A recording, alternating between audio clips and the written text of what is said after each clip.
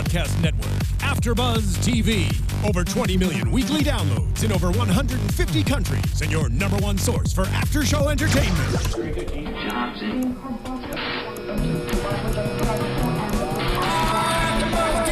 AFTERBUZZ TV, the destination for TV superfans. Producing aftershows for over 300 of your favorite TV shows. Interviewing celebrities and showrunners. And bringing you behind-the-scenes exclusives. All thanks to E! Entertainment's Maria Menounos, producer Kevin Undergaro, and internet leader Akamai. Now, let the buzz begin! The Transformers! Yeah, we had to wait for that bit. We really did. It was wonderful. To destroy the evil forces of Decepticons. You guys are adorable. Well, we've been waiting for this one. Hello, AfterBuzz fans and Transformers fans, and welcome to the Transformers Robots in Disguise After Show. We're going to be talking about the pilot parts 1 and 2 today, and I'm sure we all absolutely enjoyed that. Yes. If you have not already, we're streaming live on YouTube. Please subscribe on YouTube, iTunes, and SoundCloud. We're on SoundCloud, right? Yes, we are. We're on all of the things. Rate, subscribe, let us know what you think. And if you want to follow along on Twitter, we do have an active hashtag. It is ABTVRID. So, ABTVRID, it's alphabet soup. But for those of you who are following along on Twitter and watching us live, we have a question for you, and we want to see your tweets, and we'll talk about them at the end of the episode. Who do you want to appear in Robots in Disguise? It can be someone from the original cartoon, Beast Wars, the comics, whatever. Who do you want to show up in this series? Now, my lovely co-hosts, we have the beautiful Alexis Torres. Hey, everybody. The fantastic Emma Fyffe. Hello. Lord Megantron Salinas. Hey, guys. That's so cool. That was an autocorrect mistake that got way out of hand. Best autocorrect that could have ever happened to me. That's what happens when my phone autocorrects Megan to Megatron, and it goes from there. And I am Katie Cullen. Now let's give us your Twitter handles. You can find me on all of the social media at atorres890. And you can find me similarly on pretty much any social media site at Emma Fyffe.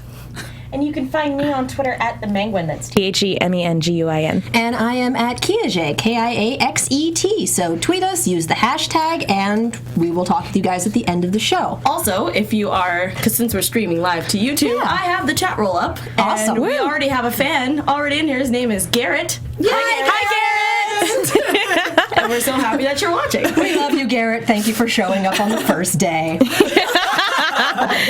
So let's get started. What did we think about this show? It's a sequel to Prime. It has some very, very large shoes to fill. Yes. So what did we think about the pilot? I mean, I loved it. And here's why. I was saying this a little bit before the episode. I love Prime. I really do. But there's so many feelings. That's why Prime is so good, is because it just like punches you in the heart guts over and over again. Repeatedly. Did you need that? Did you need that? Those heartstrings? Did you? Okay. I needed that. Exactly. And already right out of the gate in this series, it's so much funnier. Yes. So I feel like while this is still going to be a serious series, there's going to be a lot more moments of that sort of needed comic relief. Well, it's not war anymore. Yeah, It's exactly. not. For me, that's what's going to take a little adjusting for me, because I was so impressed with how good Prime was that it's almost an adjustment to be like, to scale back a little bit and be like, no, it's okay. It's a little bit more of a different situation. The war's over. Yeah. It's going to take me some actual time to get used to that, because I really love the kind of dark and gritty and just like exactly how it was just like, oh, hello, heartstrings. Oh, you don't need to go. I can't do that. But at the same time, I really kind of like the lightheartedness. I kind of wish there was a little bit more comedy in Prime, but at the same time, it was so good that I was okay with it. For me, another adjustment is going to be, this is a group that has to learn how to be a team, like Transformers Animated. Whereas Prime, they all started out as a family. And for me personally, I like seeing people start out as a solid unit and then go from there, then have to come together and get over their differences. See, I'm on the opposite. I want to see them him struggle a little bit. I totally agree. I love how different and dynamic these characters are, and what an unlikely crew of heroes we find ourselves in the company of. Yeah. Well, and I'm just watching the track of development for all of them. Like, Strong Arm is eventually going to have to learn the difference between the letter of the law and the spirit, and Bee's going to have to learn how to be a leader without following in the steps of Optimus, or waiting for him to show up for another ethereal pep talk. What the hell was that? I didn't just Jedi ghosted out of nowhere. And I have to say that Grimlock is my favorite. I was expecting Strong Arm to be my favorite. I watched the sizzle reel at Comic-Con. I've been waiting for this for almost a year. And then Grimlock shows up. Who's fighting? I hear fighting. I want to fight. I'm like, oh no. Oh no, I like him big and dumb, and this is beautiful. He's a puppy. Yes, that's exactly what I thought when he popped his head out. I was like, you're going to be my favorite. Done deal. And while we've come a long way from me, Grimlock angry, it's the same level of intelligence with better articulation. Yeah, I completely agree. It's better than him like being like the juggernaut of the series. Like, I'm the juggernaut. Yeah. Well, they need him for that size, because if you notice, Underbite was huge. And we have no idea how long these cons have been locked away on this ship, how long it's been in orbit, what caused it to crash. And Fix-It's been there long enough to have faulty wiring. Yes. I adore Fix-It. I want to hug him.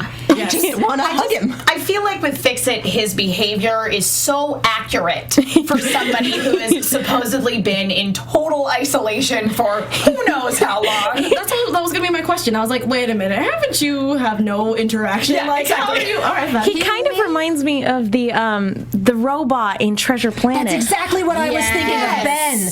I like him a lot. So thank you for that. And the other thing is, he may have had contact with Cybertron Command, at least when Command came back. Oh, golly, how long was Cybertron dark?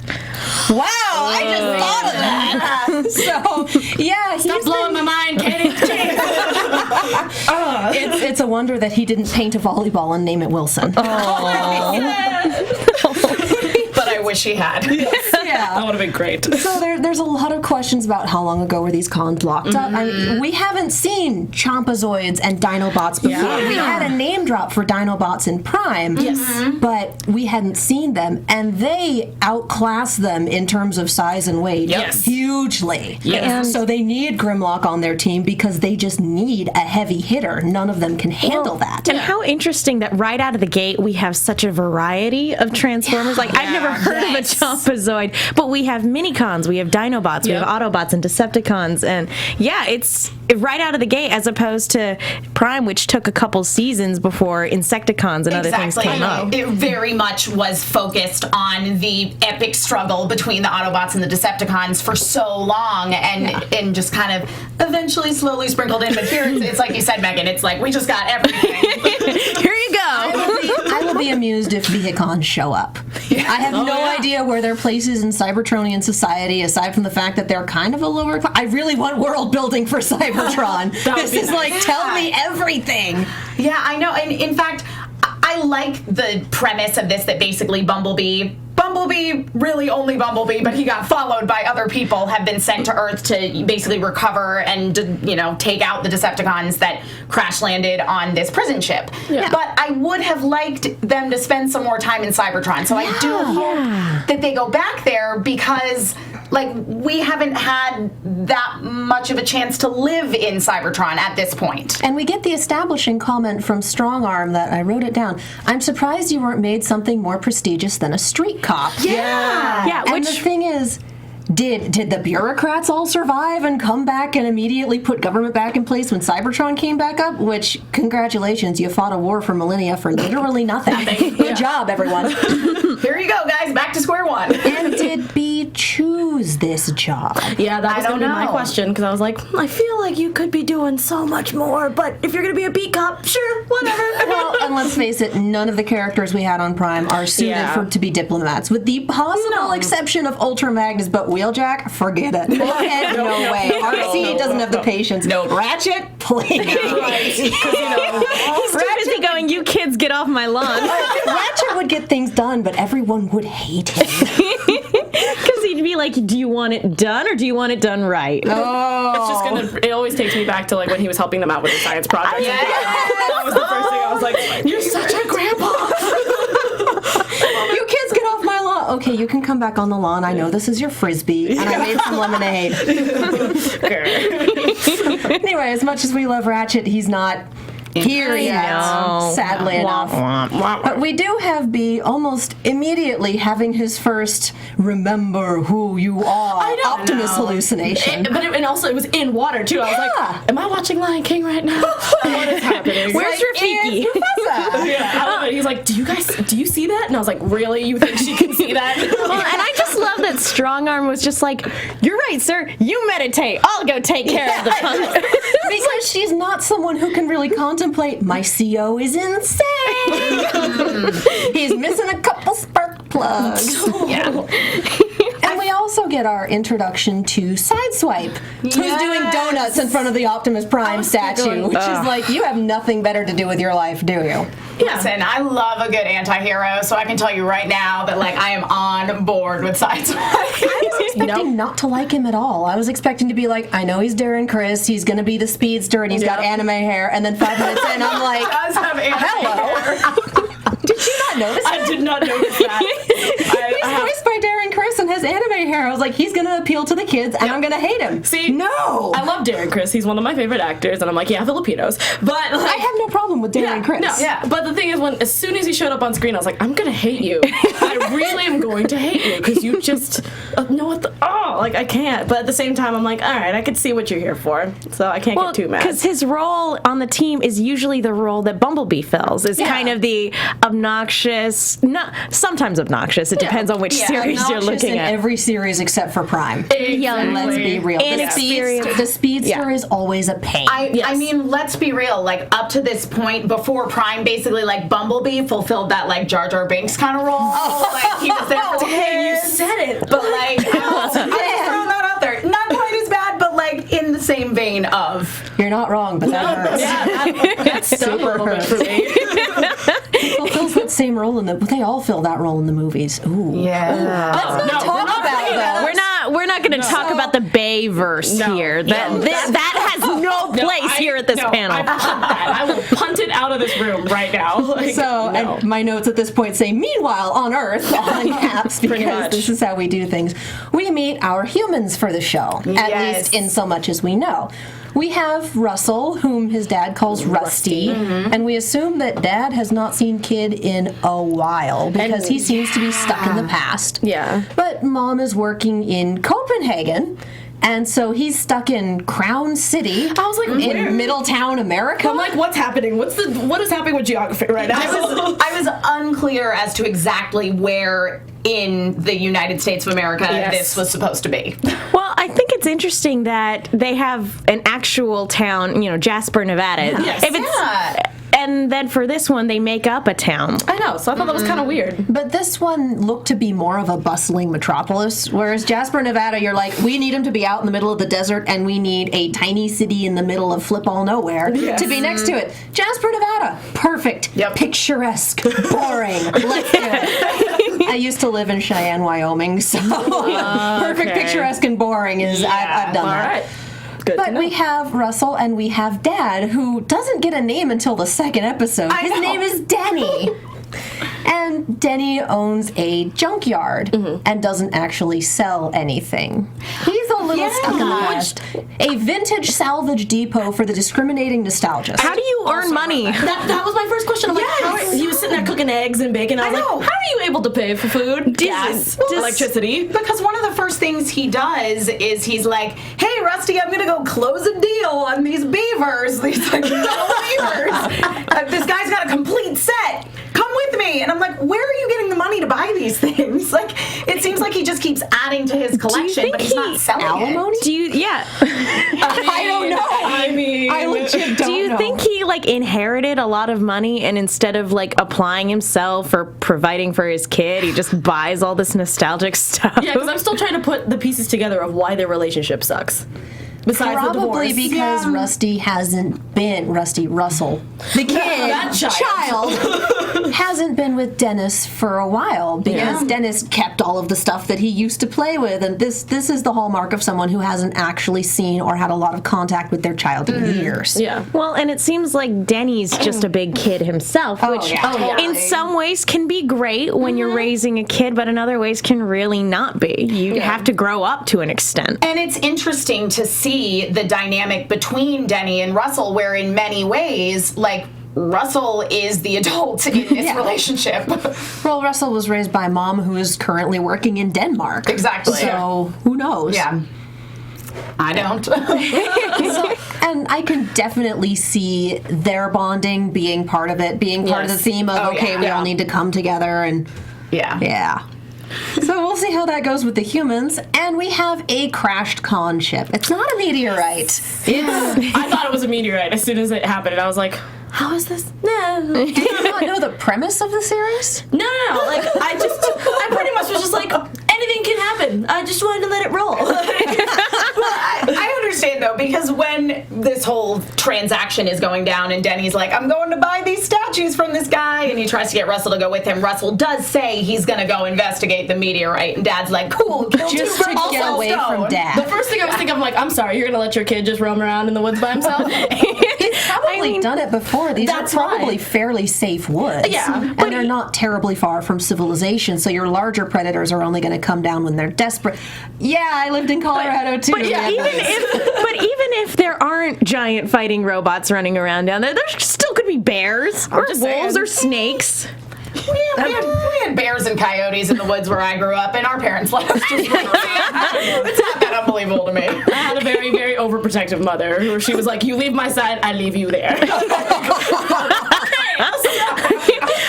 I lived in the desert myself, very similar to Jasper, Nevada, and there were tons of snakes and scorpions and stuff, and we wandered around. Yeah, so. see? That's how the Decepticons got you. That makes sense. So we're back on Cybertron, and we have B finding a space bridge in a museum and getting the second hallucination in 5 minutes.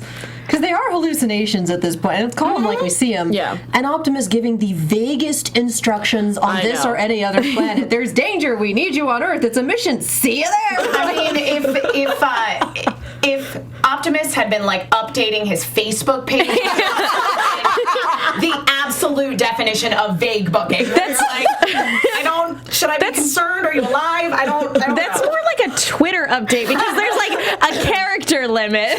See you on Earth. But it's not quite night blogging. It's almost night blogging, but not quite. Is anybody wondering why the space bridge is in the museum and not just actively being used? Me. Yeah. Because they probably cut off contact with Earth. They're probably trying really hard just to rebuild Cybertron. I don't think Ratchet's on Earth anymore. Probably not. No, he probably went came back back. after the end of Prime, which sucks. But I don't think that's the case. I know, but we still need answers as to why they would just cut off the space bridge, period, because there are other places they can use the space bridge to go. Not True. just specifically to Earth. But But you'd think they'd focus internally on rebuilding Cybertron. But it just makes me wonder what's going on behind the scenes in Cybertron when they're like, no, we spent enough time out in space exploring and doing other things. We stay here now. I was this gonna is say, why I want world building. It's closed-minded and it's kind of shady. Well, exactly. And I mean, that just goes to the idea of it being in a museum. Being in a museum means it is a relic. It is not in use. So it is interesting that is where it is. But still functional. Yeah. I know. And the other thing that gets me, because they all wind up going through, they get it working, they go through, B tries to send them back, and that doesn't happen, and now we have our series, is that no one tried to contact them, no one sent anyone through the space bridge after them. Bumblebee is obviously a known figure on Cybertron, and they're like, oh, he disappeared through the space bridge. It's not like we can look at the last known coordinates and... I know, Like, yeah. where is Cybertron command? Bumblebee is only a lieutenant. He's got tons of people to answer to back at headquarters, presumably. Why are none of them going, hey, where did our lieutenant and his ride-along go? I'm just saying. Yeah, I don't think many people care about Strong Arm, which is really She's a sad. cadet. She's a cadet. She's also our only girl in the series right now, and I will fight for RC, you need to come back. RC needs to come back and just terrify everyone. I have to say though, I do love Strong Arm. Yeah. I love I feel like there are like two main tropes basically of your female cop hero kind of character. One of them is more of your RC type, the very serious, the like grizzled past. And then your other one is RC, which is your like, sorry, I said RC again, is Strong Arm. I just love RC. I want her to come back. But Strong Arm is awesome. And it is that wide-eyed cadet, that like absolute adherence to the law, like, yes, sir, whatever you say, sir, we're going to be heroes. I like her enthusiasm. She's just adorable. She has the handbook ready to go. And she's almost memorized. Yeah. And she's almost fangirling when Almost. I literally actually wrote that down. I was like, oh my gosh, Strong Arm is just fangirling all over Bumblebee. Specifically because he's a direct, like, protege of Optimus. you were This there. is because she's heard the legends. Yeah. She probably became a cadet because of it. this. Yeah. And she's super lawful good, and that's going to come back to bite her. Yep. Every time we see someone that's that lawful good in any given series, it's like, I don't think you're going to die, but this is not going to end well. Yeah. If it were other series, you'd be dead already. Yeah. Yep. But that is going to be a ridiculous amount of fun. And they wind up at the maximum security prison ship Alcamore. God, that was such a long reason behind that name? I don't know. More. Yeah, I couldn't come up with one. I was trying to figure it out. I was like, Alcamore, does this come from something else? So, Twitter fans, commenters, if you have any idea, let us know. It doesn't. We'd love to know. It doesn't sound like any of the ship names I've ever heard from Transformers before. It's not like the Ark or the Nemesis or anything like that. anything that makes sense. Yes. It doesn't. It doesn't sound like anything I've heard of before. No. But I don't know. So I guess just let us know if anybody happens to know. It might just be just a new ship since they are rebuilding Cybertron. Or so a maybe. super old ship. Or a super old ship. Then I don't know. I think it'll be interesting. I'm hoping that they get to, again, world build more and we get to find out more things about it, whether it's from the past or now. Yeah. I think it's from the past because we have Underbite continually going on about how has no one ever heard of me. Yeah, it's true. And evidently he was a big deal in whatever his time was. I don't know. Or in his own mind, anyway. But we've also, Grimlock knows who he is, and Grimlock is the dimmest bulb in ITS. But they've also been locked away together for a long time, so they might have gotten put away at They've the all same been in time. stasis. Yeah. Or he probably just talks about it in prison And all if the you time. look at the other clips that we've had released, it looks like all of our Decepticons are animal themed, and we don't see that cool. anymore. Which makes me think that again, this is something from the far past. Mm-hmm. So we'll see, because evidently they don't make them like that anymore. It's very reminiscent of Beast Wars. Very much so. Well, and evidently the Robots in Disguise that was released in, what, 98? The anime one. I never watched it. I remember that. Also had animal-themed Decepticons. It did. Yes. Yeah. But according to Jeff Klein, this is not based on that. So happy coincidences. Mm-hmm. So we run into Fix-It. And then we run into Fix-It running into Rusty. And then we run into Sideswipe running into Rusty, which is my favorite interaction ever. Yes. Which is, what are you? What are you? What is that? Yeah, like you were saying, the comedic timing on this is beautiful. Oh, it's great. Yeah, I laughed out loud so many times, and I just kept writing down in my notes. I was like, I just laughed. That was hilarious. What just happened? I gotta rewind because I was laughing. I think watching it on DVR, it's like, I have to pause because I am losing it. Okay, back it up. What dialogue did I miss? Oh, I think my favorite robot-human interaction in this set of episodes was just Strong Arm going, so this is a human, poke, poke, poke. I liked Bumblebee explaining what a dad was. That was Yes, you just say that. That was brilliant. It's like older human with whom you share genetic makeup. It's like, why didn't you just say that? That helps with the rearing and protection of the other. It's like, and you rattled that off. Like, how many times have you had to do that? I know. So, yeah, that. And talking about Fix-It, he's going to be interesting because he's the kind of character where they can try and play it for laughs and it will fall really flat. Yeah. You can see him get really annoying really quickly. Yes. But I think, was it you that said that he sounds like someone who's been isolated for a seriously long time? Yeah, I really feel like this is an accurate representation of somebody who hasn't had any interaction for who knows how long, because as we previously established, we have no concept of how long this prison ship was just drifting through space. And I feel like with Fix-It, because yes, he could get annoying really fast, but I think that as it goes on, like, he'll start to put all the pieces back together, and he's probably maybe going to be a little bit more complex than we initially see him as. What I worry... Oh, go ahead. What I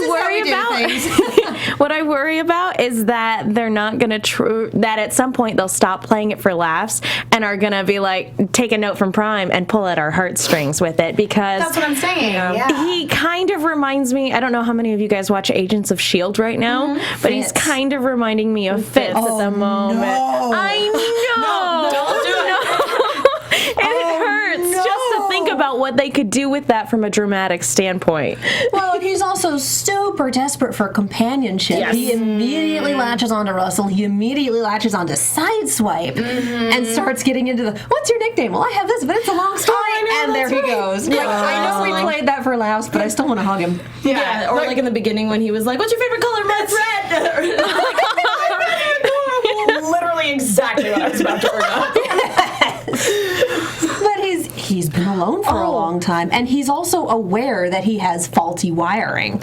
So I have to wonder if he's been like this the whole time, and that's the reason they put him on a ship however many millennia ago and sent him out alone, because no one wants to deal with them. Firestreak Rodimus PR says Fix-It is the new wheelie. Oh, totally. Absolutely. That's why I was looking at it going, you. So smart. I like that. Yes. We actually have a comment on Twitter. From Therese Trujillo, who is the animation producer, I believe, for Robots in Disguise. She says, Strong Arm is fangirling all over Optimus. Right. Yes. Which would make a lot... Well, can't blame her. Can't blame her. That is fangirl all over that. And that's basically what I said. It's like she is fangirling all over Optimus, but she's reflecting Optimus onto Bumblebee because he's a physical presence and Optimus is a disembodied something. He's the ghost within the machine, but he's also a machine. Is that Machina Ex Machina? I don't know. That's what I was thinking. I was like, wait a minute. Yeah. Are you talking to Optimus Prime's head? Are you talking to the statue? And I wish that they had kept that going for 6 episodes, half a season, the whole season. First of all, because I love the concept of an unreliable narrator. Yes. And because it would be good to see a character where, is he insane? Is he seeing things? Is he desperate?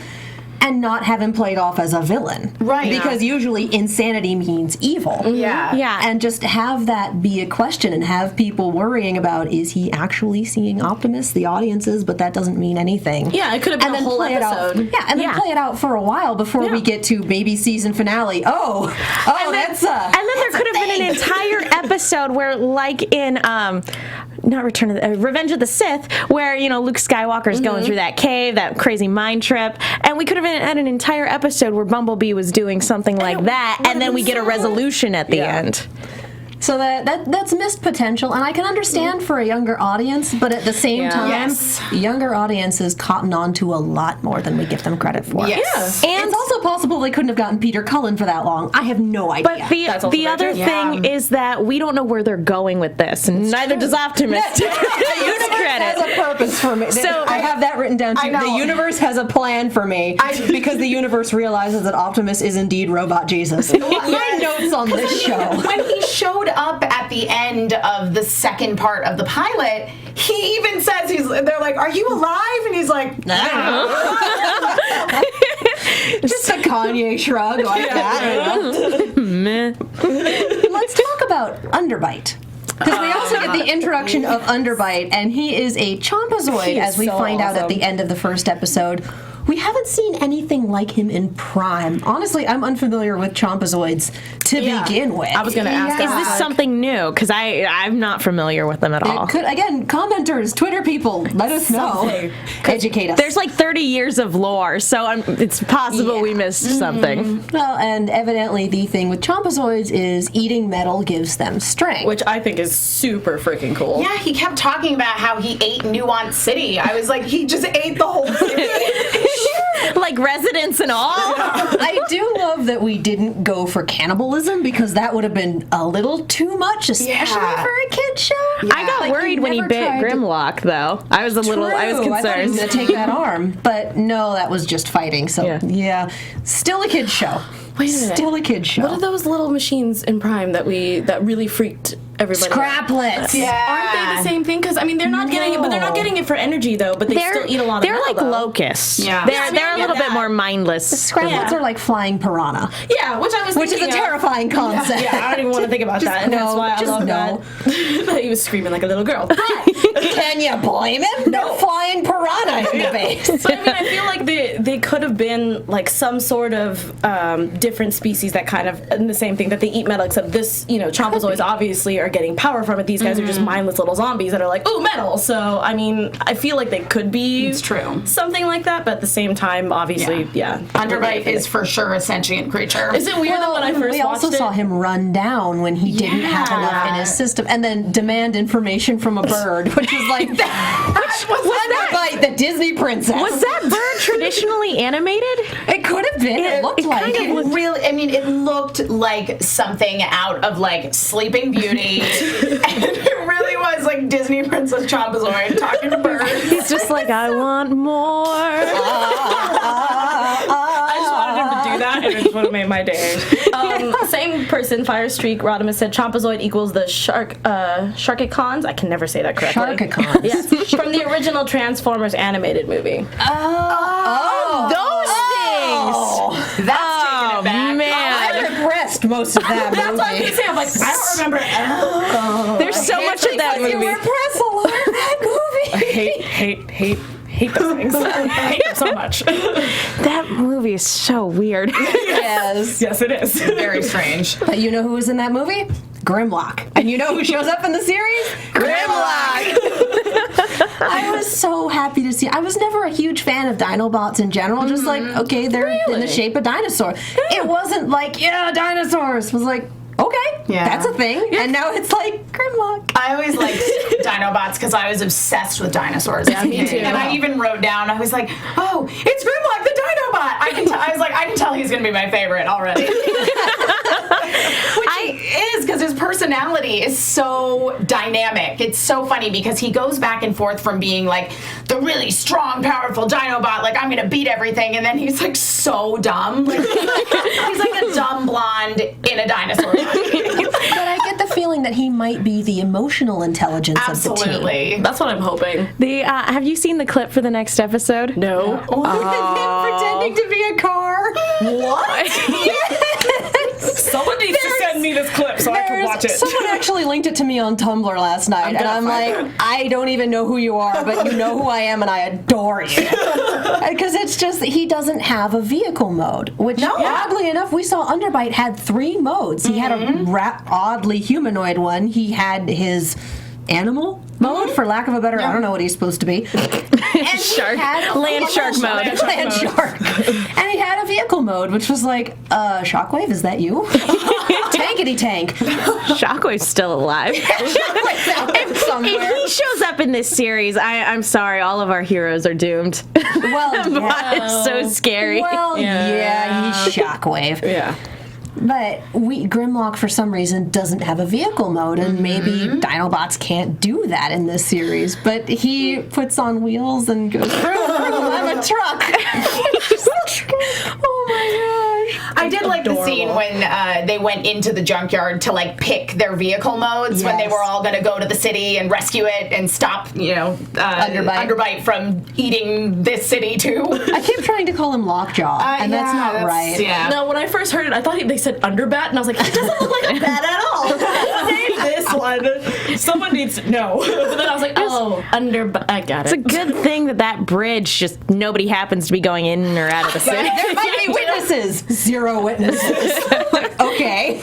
Yeah, I was like, I guess that the people who live in this city just stay there. They never need to leave. It's just self-contained. They're a lot like Cybertronians, actually. Sure, why not? Yeah, exactly. They have a bridge to the outside world, but it's not really in use anymore. No, So their plan don't worry was about that. to stop Underbite at the bridge using containment tools that Fix-It fixed. Except he Fix-It. doesn't really fix them. No, not He goes from just wanted to Bumblebee's call him- favorite mini-con to reconsidering those rankings. I just want to keep calling him Fix It Felix, and I'm like, no. No, can we fix it? Maybe. Fix-It Felix actually fixed things. Fix-It needs a little work. Yeah, but he also had magic, so yeah. Fair enough. So that doesn't quite work, but we have Sideswipe and Russell, and I can't figure out if Sideswipe just kind of told him what he wanted to hear or really manipulated the kid, but if it was your dad, he'd be going. Because he's your dad. Yeah. Little different. A little different. And I'm with you completely. It's like, I'm not sure, because I don't think of Sideswipe as being like a noble, heroic character yet. But I don't think of him as being an evil manipulator either. No. Yeah. But so- he's a punk. And he's probably good at, punks Peer are pressure, good at telling peer pressure, 10-year-olds peer what to pressure. do. Yeah. Sideswipe probably just thought it'd be fun to get in on the action and was like, you know what? I'm taking this kid with me. He needs to get out. It'll be great. I've adopted a human. We decided that the humans in Transformers, the robots view them like humans view kittens. Yes. So, you need to take care of them, and they're adorable, and occasionally they get into trouble, and you have to help out. No, not occasionally. Every freaking time. Well, it depends on the kitten. So at this point, Sideswipe has adopted one of the kittens of the series. Yes. So we're going to see that happen too. Mm-hmm. And the plan was to lure Underbite away from the city using more of the giant metal squirrels that he seemed to enjoy eating. I never thought I'd say that sentence. Yeah, that was that was weird. Decepticon wants the squirrels. Maybe it was because they looked animal-like, and I don't know. I got nothing. Because they were metal. Because he was all about those. Like when Underbite first discovered those in the junkyard in his first interaction with Russell earlier on, like he was chomping on those things. He was just like, yes, I'm gonna eat them all. They specifically said they were aluminum, and he called them dessert, so they could have been like Lay's potato chips. You have one, and it's like, nope, I need the whole Fair bag. enough. Accurate. So they actually did manage to lure him up to the chasm and then start pushing him in, and then he ate some of the squirrel. I'm sorry, I can't. And then he ate the squirrels and got power back. Yay! What is this show? Who needs context? But it was kind of an intense moment when he picks the truck up that Denny was driving and starts crunching it. I thought he was going to eat it. I thought we were going to get that scene. I got really worried about Denny because, I mean, as we established in Prime, like they are not afraid to kill people off. And Especially in the first episode. But that would have been a little dark for this series. No, I felt especially for something that's like, we have a lighter tone. Yeah. He's eating squirrels. Yeah, it's true. It would have been a really dark turn for this very bright, colorful cartoon to have taken. Hey kids, guess what? Nothing's forever. Oh, wow, that dug me deep. Oh, that's not nice. Transformers does The Walking Dead. Oh, jeez. It did last series. It did. Prime it absolutely did. Yes. Human horror movies in drive-in theaters. Oh, so funny. I can see Sideswipe doing that eventually. Yeah. What's there to do around here? But then Optimus shows up literally Deus Ex Machina. Out of nowhere. Wrote the exact same thing. I was like, Optimus appears, Deus Ex Machina style. Well, mine says in all caps, "Hello, Optimus. What the butts are you doing here?" So I was just.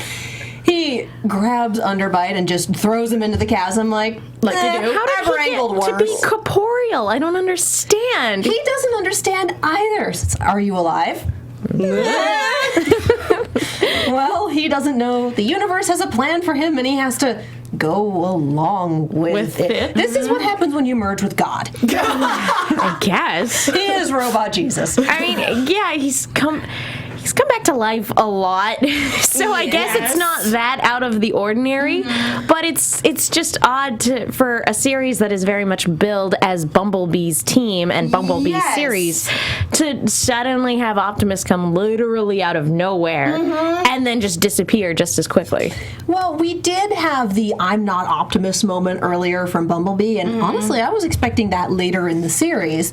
But then we do have the follow-up of Optimus showing up and saying, no, you're ready to lead. You just need to step up and stop doing the this is my mission alone thing. Like, no. You can't fly solo, Bumblebee. You gotta lead this team. You gotta unite them. Well, and how many times has he gotten lectured about it was foolish to go off on your own, you know, don't face him without backup. I get that was the middle of war, but it's still the same idea. Well, and I mean, again, a big portion of the previous series was them being a team and being a unit and being a family. And I guess with everybody off doing their own thing, I guess he's sort of lost perspective on that. That's my only way of viewing it. That makes sense to me. I feel like we're just seeing Bumblebee dealing with a severe inferiority complex in the wake of no longer being part of a team where he felt secure and like he knew his place. Like he's in unfamiliar territory here. Well, and they've been warring for millennia. And so this is a huge, huge shift. He gets his voice and his planet back all in one go. So now what? Yep. Yeah, and he has to deal with a bunch of, teenagers, as he calls it. And no longer has his mentor around, and he may not have ever actually dealt with that. Which apparently is just running around in his head like, we need to talk. Remember who you are. And he got promoted to warrior class at the end of the war. That is true. Yeah, so it's like, what does a warrior do? And now the war is done. Exactly. And this brings in more of I want to know what Cybertron is like, because Sideswipe does make the comment about you can't turn left on Cybertron without breaking some regulation. Yeah, I want to know what's happened. The rules that Strongarm is rattling off are long and detailed. Seems like a totalitarian dictatorship to me personally, but well, we learned in Prime the war started because we saw these inequalities. Yeah. And then Megatron, got a bee up his tailpipe and went a little crazy. But did we just have a Millennium War for nothing? that is a little bit what it feels like. It is, but it's still early, guys. I know. I just want the World Bible. I want the big stack of papers, and I'll just be reading that for weeks going, then what happened, then what happened? What's the government system? What's the class system? That was such an issue. Do they still have the gladiatorial pits? What's going on? If somebody could write a comprehensive guide to Cybertron, and it exists, we just don't have access to it. What? Pretty please? Yeah, they use it for production. Oh, yeah. Someone just email it to me. I won't tell anybody. Hey, Cartoon Network, send it as a PDF. It's no big deal. Yeah, just like really wink, wink, nudge, nudge. Come on, guys. I'm sure we would all love that, but with any luck, we'll get flashbacks. We'll get people coming from Cybertron or contact with. We don't know if Fix-It actually managed to fix the communication relays. But yeah, for now, Optimus is gone but not gone, and definitely not forgotten, and may or may not cause future hallucinations. We're not sure. Optimus is a giant cosmic question mark, and everyone else is on Earth learning to get along and having to track down multiple hundreds of Decepticons that are bigger than they are. What is it with Bumblebee having these giant, awesome people? And Megatron's not, but he doesn't think Megatron's awesome. I mean, it left him speechless. Oh. I'm not a good person. Yeah, well, okay. We were making Walking Dead jokes 5 minutes ago. What do you want? It's true. You were saying, but no, pretty much just how when he had to go into Megatron's mind, how he took over Bumblebee's body. And now Optimus Prime is just Mufasaing his brain. I'm like, what is happening? Stay out of Bumblebee's brain, okay, guys? Get out of my head. Exactly. He's got a couple spark plugs loose. He does. So that's about that. Let's roll into predictions. Please. Yes. And now, your AfterBuzz TV predictions. I adore the slideshow. It's and the best. Volunteers. I'm going to stick with my theory about Fix-It, that he's going to be an unfortunate sob story eventually. I really hope not. I hope so. I'm with you. Yeah. I just really, much as I was saying at the beginning of the episode, I'm like, yeah, I love the lighter tone. I like being heart punched. And it is a sequel to Prime. And It's true. we had a lot of, oh, my feels just died. Yep. I'm hoping for, as you guys were saying, that there's going to be more of an explanation about Cybertron. Yes. That's kind of where I'm at right now. I'm like, we need to either go back or someone needs to give me some information because I feel like that was completely left out. Yeah. I'm with you. I think something is wrong with Cybertron, and that is actually what's causing Optimus to come back. Yes. I like I completely that. agree. Like, there's something wrong with the planet itself, and that's what's causing him to keep reappearing. And yet he brought Bumblebee to Earth. Well, the two planets are linked. Yeah. If you remember. Yeah. So if there's some, Satan in it. if there's something wrong with Cybertron, one can assume that there might be something wrong with Earth as as well. well, True. because the two planets are linked. Yeah, that makes sense. I want to know why Grimlock was in lockup. He's obvious. Yeah. He wasn't aware that he had committed a crime. He didn't know what parole was. I'm thinking he either took the fall for someone and was too big and stupid and belligerent to actually say, no, I didn't do the thing. Or he was someone's hired muscle. Or he might have defaced public property and just might not have realized it. No, I agree. I feel like Grimlock was probably just an unwitting accessory to a crime. Oh, yeah. And I want to know what it is. But he does have a Decepticon logo. He does. So, So did Optimus for a hot second. So That's also very that true. can be changed. I've said it before, I'll say it again. I think Strong Arm's lawful good alignment is going to come back and bite her really hard. Yeah. I completely agree. And I think that's what her character needs, too, to be honest. She needs experience. It's easy to be lawful good when you're behind a desk. Exactly. Just something to, put some fire under her butt for this one, I feel. And I'd like to see more of the Decepticons. I'd like to see them organized. Yes. Because I'm kind of getting the feeling from some of the previews that it may not just be a Monster of the Week thing. I hope that we get a little team together. I think that would be great. From what I've seen of the previews, it looks like there is somebody who kind of rallies a little group together. Is that the Stag? Not the stag, the wolf. Or I think he's a wolf. He might be a coyote of some sort, but he looks like a wolf. Yes, I have seen that as well. Yeah. And I mean, that makes sense. Okay, and going back to our question, I didn't see any responses on Twitter from anyone, so I think it's just all of us. Who do you want in this series? Ooh. Wish list, go. I kind of want RC to come back. Yes.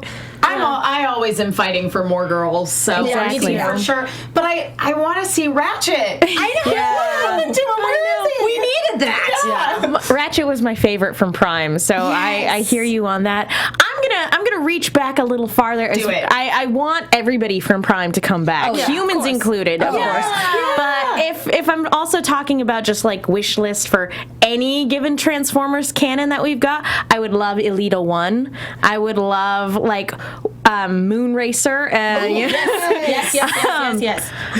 Blur. I know you want Blur. I want Blur to come That's back. a big open-ended wound on your heart. Yes, it is. It will never go away. Well, hey, we know Cybertron has paperweights. Oh, I hate you. You are such a jerk. I'm not a good person. Nope, not at all. I also want more women. I also want Knockout. Yeah, not be related.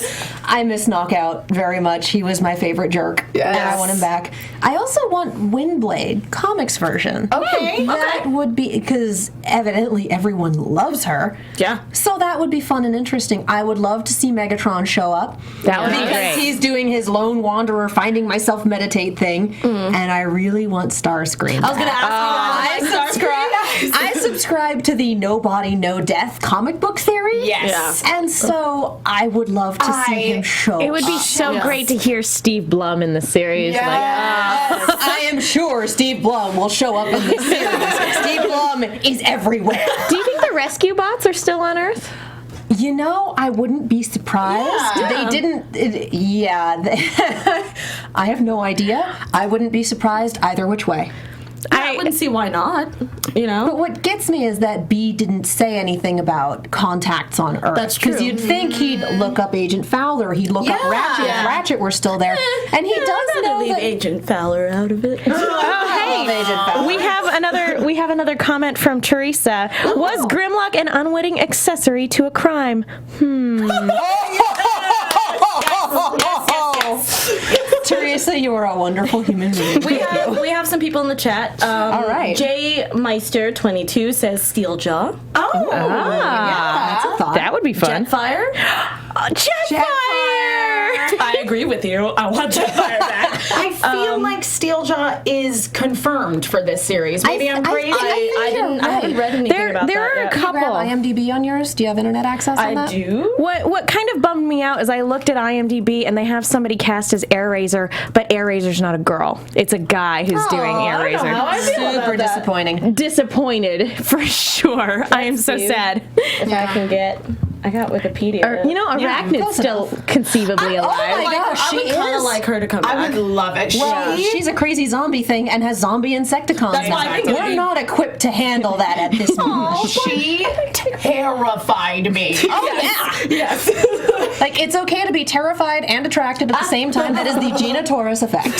So you guys actually want to know? Yeah. Okay. I mean, I've looked at the character list. I just don't remember everything. All right, so from what Wiki has told me, Autobots for Bumblebee, we already know who's in Bumblebee's group. Yeah. For other Autobots, we have obviously Optimus Prime, Jazz, Drift. And Drift. I've seen the Drift action figure. Yep, and we have Jetstorm and Slipstream. Okay. All right. And for Decepticons, we've got Steeljaw, Underbite, Yes. Hammerstrike, Bisk. Wait. That sounds delicious. B-I-S-K. You know, he is probably the I bet lobster. that is the lobster. Yeah, I was like, that sounds like lobster. It sounds delicious. I'm hungry now. Okay. I know, right? Chop Shop, Terra Shock, Thunderhoof, Ooh, that might be the stag. Filch, Minitron, which Minitron? that's what it says. Minitron. Speaking of which, the soundtrack sounded very Tron-like, by the It's called way. Minitron. It's a cyber tick who can attach itself to other Cybertronians and control them by biting them. Oh, that sounds we're gonna terrible. have one of those episodes. I'm so excited. That's gonna Oh be so good. man! Any bets on who it's going to be, or will they switch? Bumblebee, maybe? Oh, no. Strong arm. Yes. I think it's going to be Strong Arm. I completely agree. Well, I think that's the end of our wild theorizing. Being played off. Get out. You want to tell us where the people can find you? Yes, you can find me all over social media and here at AfterBuzz TV at ATorres890. And you can do the same for me, Emma Fyffe at Emma Fyffe. You can follow me on Twitter at the Menguin. That's TheMenguin. I'm also on a bunch of shows here at AfterBuzz, and I've started writing articles for The Movie Chick. So go check those out. All right. And I'm Katie Cullen. You can find me on Twitter, Tumblr, and Instagram at Kiaxet. That's Kiaxet. I am also on the Arrow After Show, which is coming back this week. Thanks again for watching, guys. Transform and roll out. From executive producers Maria Menounos, Kevin Undergaro, Phil Svitek, and the entire AfterBuzz TV staff, we would like to thank you for listening to the AfterBuzz TV network. To watch or listen to other after shows and post comments or questions, be sure to visit AfterBuzzTV.com. I'm Sir Richard Wentworth, and this has been a presentation of AfterBuzz TV. Buzz you later. The views expressed herein are those of the hosts only and do not necessarily reflect the views of AfterBuzz TV or its owners or principals.